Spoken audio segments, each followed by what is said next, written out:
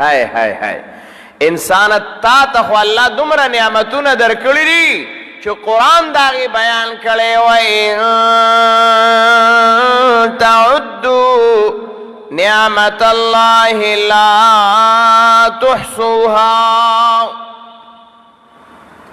قرآن فرمائی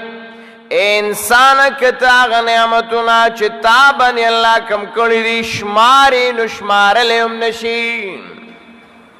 چه کم شوی دی چه کم کیگی داغی تا تسپتا دا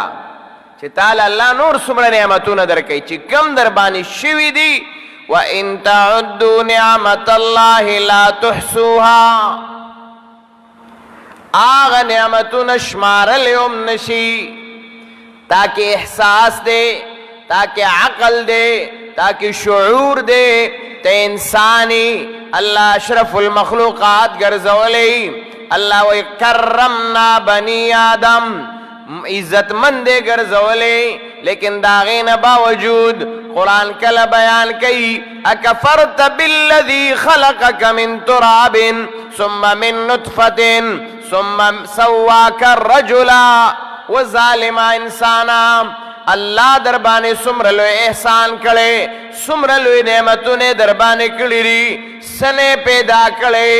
خاور نے پیدا کڑے نطفے نے پیدا کڑے رے ثم سواک الرجلا تالد انسانیتو د سڑی تو ٹول حالات در کڑل سڑے در نجوڑ کو او اکفرت بالذی بیام نا شکرے نا شکرے سوچ دے نرازی فکر دے نرازی سرکشی باغی انکاری نا نا نا سپیتا گورا چی اللہ ذکر کڑے دے داغی مکلبین تعلمونہن مما علمکم اللہ. مسئلہ واضح کر سیبا چې الله په خپل کتاب کې د سپي مثال د څه دپاره ذکر کا د دې دپاره ذکر کا چې انسان ته وایي د سپي نه ښکته پرې نوځي. یوه دویم وګوره قرآن پہ مستقل سورت را لے گلے سورت العادیات 30 سپارہ کی اللہ دا سورت العادیات دا اسنو پنم باندی سورت را لے گلے دا اسنو پنم باندی عادیات اسنو تویلش اس دا اسنو کی زمان سوی مدا بس خستا سناو جنگ والا سناو پا دشمن ورتن کیا سناو د خپونے چه کم دے شغلی اوچتیدن کیا سنا د شپی او د ورځې عمله کون کیا سنا الا سنا ډیر زبردست نا نا الله چې کتاب کې دا اسونو تذکرہ کړی دا یوازې د دغه د پاره نه را مقصد او پیجنا. اللہ رب العزت فرمائی والعادیات ضبحا فالموریات قدحا فالمغیرات صبحا فاثرن به نقا. دا سو صفتون دی شمار خان والعادیات ضبحا فالموریات قدحا فالمغیرات صبحا فاثرن به نقا فوسطن به جمع. پنځه صفات اللہ دا اس ذکر کړي سو پنځه. قرآن فرمائی گوا دیا سنا کلچ آغا ہنارے کئی شنارے کئی او پا دشمن باندے ورزی او داسی پا سپیڈ باندی داسی پا زور باندی داسی جذب باندے ورزی چی فل موریات قدحا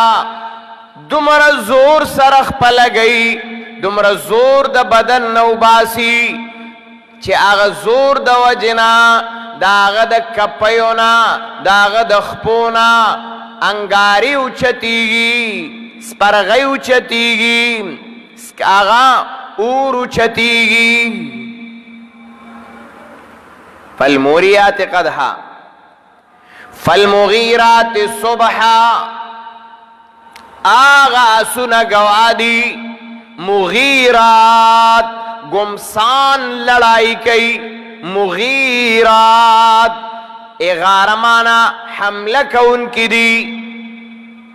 حملے تیزان جوڑ کڑے دے صبحا پا وقت سبا کی ذکر د سبارے مراد تے نہر وقت دے کہ سبا دے کہ بیگارے فالمغیرات صبحا گوادی آغا سنا چاغام لکی پا وقت سبا دشمن بان اخپل سینہ وارا چاہی او بل قرآن فرمائی فالمغیرات صبحا فاثرن به نقا دمرا پتی زیبانی ورزی چی دوڑی پزان پسی اوچتائی دمرا پتی زی روان دی چاہو دوڑا زان پسی اوچتائی شاتا بیاو گورا فوسطن به جمع کیزی چانی ولیدی کیزی آغا چانی ولیدی چی چا سات لے دے چاول خوراک اس کاک ورکڑے دے چاول اوبو ورکڑی چاول گیا ورکڑی آغا پہ ناس دے داغا اس دے او دے پہ دا پاس دے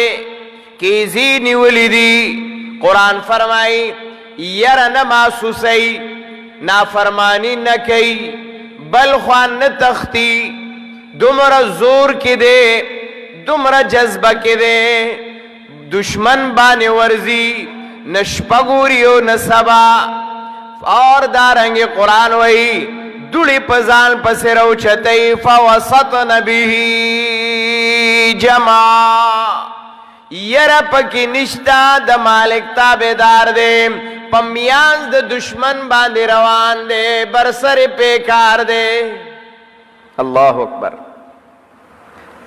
سشوی دی چی دمرد کی دا جذبہ پرتا دا دمرد کی دا خاصیت پروت تے